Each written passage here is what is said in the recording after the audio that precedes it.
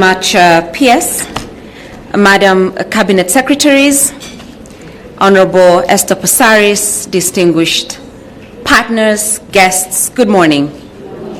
Good morning. I think that this conversation today, and before I delve into my speech, please accept greetings from the Honorable Chief Justice and the entire judiciary, and commitment that the judiciary is keen and continues to collaborate with the ministry and with the executive and parliament to make sure that everybody in our society remains safe, and that the agenda that we have for a country that is safe and secure for everybody is realized. So please accept greetings and that message of commitment to partnering. As I was saying, that today's gathering is an indication that there is still work to be done. And I join Honorable Pasaris in congratulating government, the ministry, and for their continued commitment to ensuring that gender-based violence becomes an issue that is actively resolved in our country. Gone are the days when it was a silent pandemic. Gone are the days when domestic abuse was part of usual chastisement in homes. And I think that we've all confronted the problematic aspects of our cultures as far as gender-based violence is concerned. But we've also realized that gender-based violence is actually now happening across genders and across the spectrum of identity, including in our LGBTQI community. The judiciary is implementing a vision of social transformation through access to justice. And social transformation through access to justice is an enlivement of the social transformation promise of the Constitution.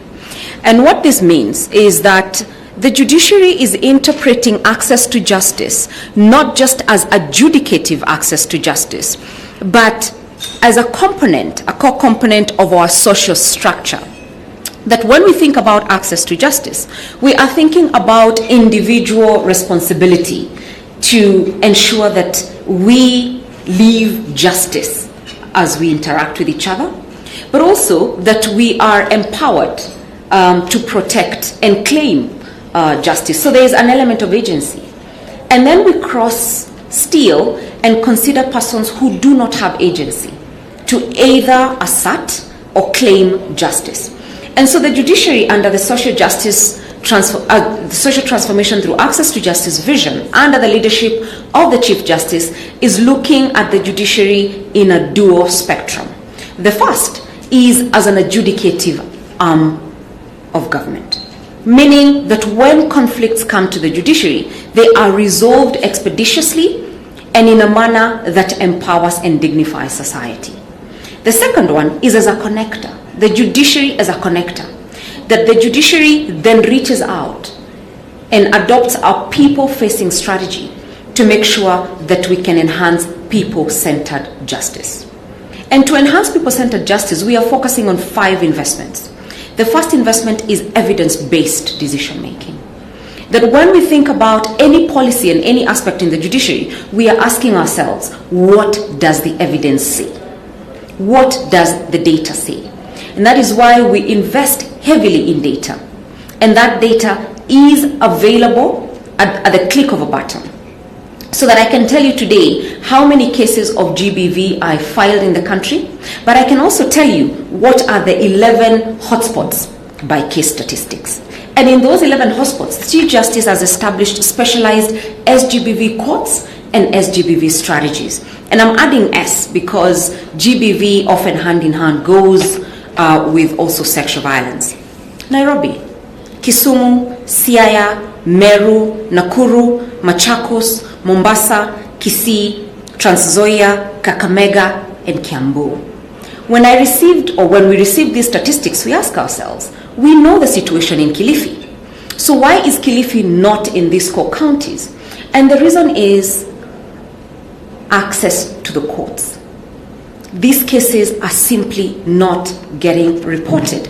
And why is the case? Why is that the case? Where is the problem? Is the problem in our communities, in our families? Are the cases getting lost at the police stations? Are they getting lost along the justice continuum? When you think about the judiciary is an upstream or a downstream actor in the justice chain.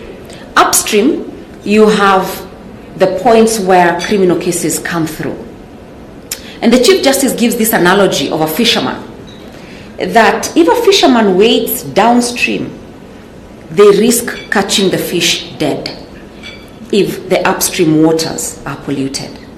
And so what are we doing to make sure that the upstream waters remain as clean as they ought to be, so that when the fish comes downstream, we are able to address those issues? So focus is on people-centered justice. But more importantly, the second investment that we are making is to ensure that we have deepened partnerships. And I know under the leadership of Waziri, the judiciary and the ministry are now working very closely together to make sure that we are working very collaboratively.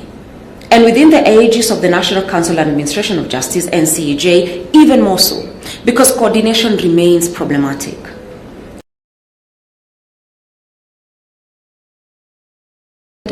Efforts are duplicated, and really we lose the baby with the bathwater. And that is not what we want to do. So Waziri, thank you for always challenging us to make sure that we are coordinating our efforts and we are not duplicating them. The third investment is actually financing interventions. Because we need to know that the data is telling us there is a problem in Nairobi. And we know that we need to work with the honorable members of parliament. We know we need to work with the ministry. And then we have to understand exactly how much do we need to resolve these problems. It is well and good to want heavy budgets, but do we know where these budgets are being channeled? There's a concept of doing a lot with a little. And because of our hard economic times, we continue to emphasize that we need to invest resources to the greatest problems. But the resources that are available also can go a long way. The fourth investment that we are making is the investment of data. Evidence and data are different things, but they are connected. And I know that in 2020, the ministry enforced GBV statistics into the performance management strategies. And that is a phenomenal thing, because then we are able to track and we are able to have the data where it is. We know globally that in 2014, 41% of women experienced GBV, physical or sexual in nature. Between 2014 and the critical period of 2020, I am sure that number has gone up to 61%. But do we know what that number is? Do we know where these cases are? Do we know where we're investing? Do we know where we need to have the conversations? And finally, the other investment that we need to make is actually on community engagement. How are we engaging communities? As a judiciary, we have lifted the veil and looked to the Constitution for guidance, because the Constitution actually directs us under Article 1, where sovereignty comes from, that our role and our duty is to the people. And so we remain intent on understanding where the needs of the people are, and then responding to those justice needs. Currently, we know that only 10% of cases come to the judiciary. We also know that in 2020, criminal cases were higher than civil cases. We also know that about 68% cases go to the police and the administration elements of government. What kind of investments under Article 48 are we making to make sure that our police force is ready to address the conflicts in society, to address the problems that are being presented by the people? Also, how far down are we going to make sure that we have community paralegals who are trained and empowered to represent the needs of our people? I'm an advocate of the High Court, but lawyers really cannot penetrate the community. So how are we empowering community paralegals? How are we empowering CBOs? How are we empowering civil society? And we're ready. We're ready to collaborate on all these efforts. Because at the end of the day, our rallying call is to ensure that the vision in the Constitution of social transformation is realized. Thank you, Waziri, for this event and for this launch. And again, to reaffirm that the fight is far from over and it is our individual responsibility.